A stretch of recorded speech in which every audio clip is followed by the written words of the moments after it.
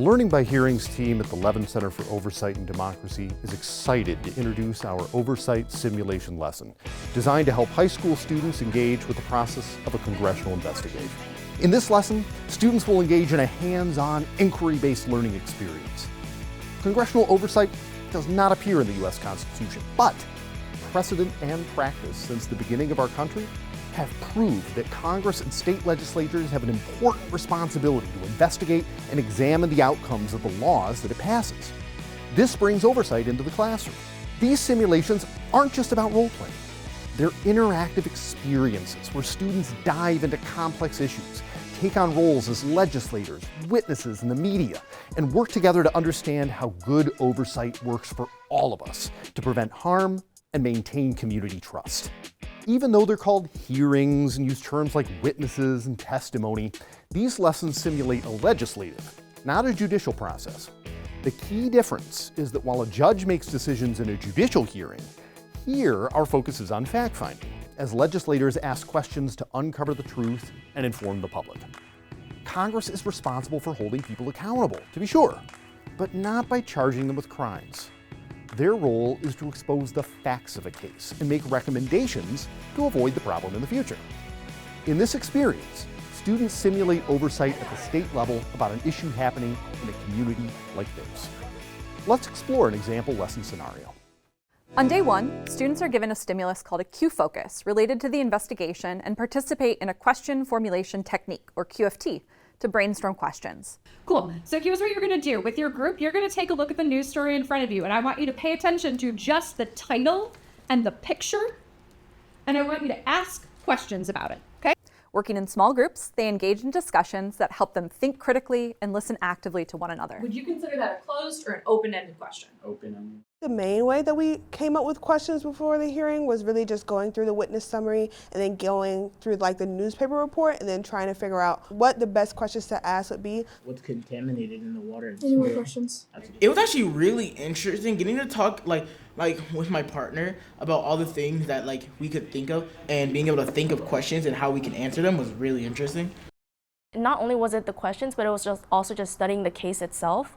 And so I think to have someone else input their own perspective really helped me expand my own. I am passing out some information to you about the witnesses. On day two, students select their roles as either legislators or witnesses.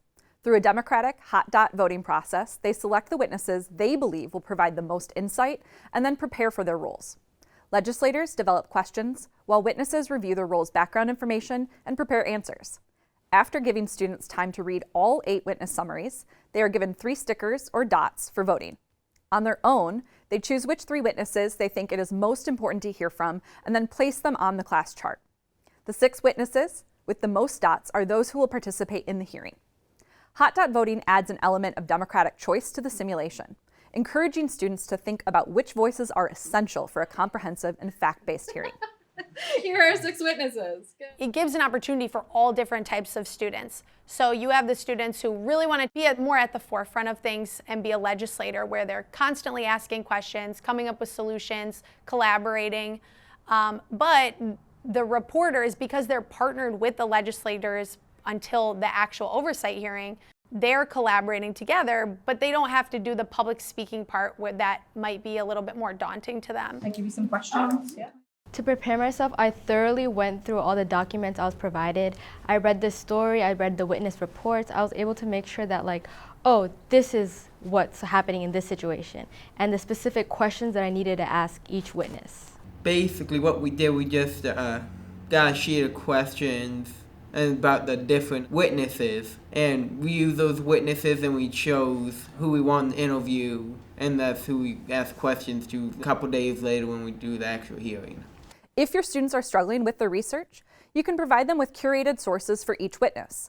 Sharing the resources that are referenced in the footnotes of the witness backgrounds is a great place to start. Day 3 is hearing day. The classroom is arranged to resemble a congressional hearing, with students assuming the roles of legislators and witnesses. The session opens with a statement from the committee chair, and then witnesses are called forward to testify and answer questions. Each witness gives a brief statement, followed up by 10 minutes of questioning from legislators. This structured interaction teaches students about the oversight process, highlighting rules, protocols, and the respect required to ensure a fair and thorough hearing. I think it showed me how complicated it can be because you're not listening from one perspective, you're listening to multiple. And at the end of the day, you're not trying to find fault in anyone, even though it is hard to hold, not have strong biases. You're trying to find a solution. And I think that in itself, I used to think was, oh, there's obviously a problem and there's obviously going to be a good solution, but it's a lot more complicated than that. We will hear from witnesses from state and local agencies. I guess you could say allowed me to empathize a little bit more, especially if I was an actual legislature and then I had to do an oversight hearing like this and then make up a bill that would eventually become a law. I understand why it's a lot harder for them to do their jobs, especially since there's a lot of things happening in the state of Michigan, or even if we're looking at on a federal level. Has this happened at any of your facilities before? No, never. On day 4, students reconvened to debrief and discuss the hearing. Legislators worked to summarize the facts, identify key problems, and compose a press release that includes legislative recommendations. Reporters in the class summarize what they heard and follow up with legislators and witnesses for clarity. The 6 students who played a witness reflect on their experience. The class then holds a press conference where legislators release their findings and take questions from the media. For the final assessment, students create a public service announcement to inform the public about the outcomes of their investigation, creatively communicating what they've learned. This assessment is a great example of taking informed action because they are addressing real issues here in Michigan. It also provides some student choice so that they can create something that they feel confident about. This could be a short video, an infographic, or even a letter to an editor.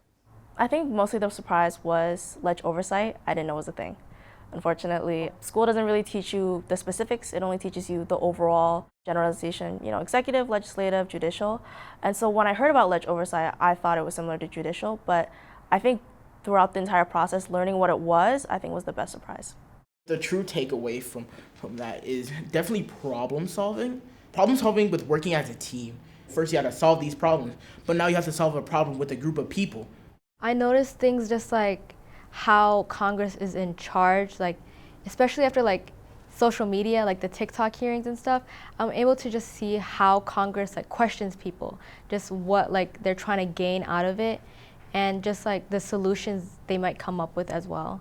I think the thing I've noticed, or going into it and then afterwards, is when they see examples of congressional oversight, they're able to identify that for what it is, and then they understand what may or may not come out of it as a result. I think students in general have become a lot more politically interested. TikTok was a big conversation. They understood what was going on, and it's just great to see them really understand our government processes in more detail.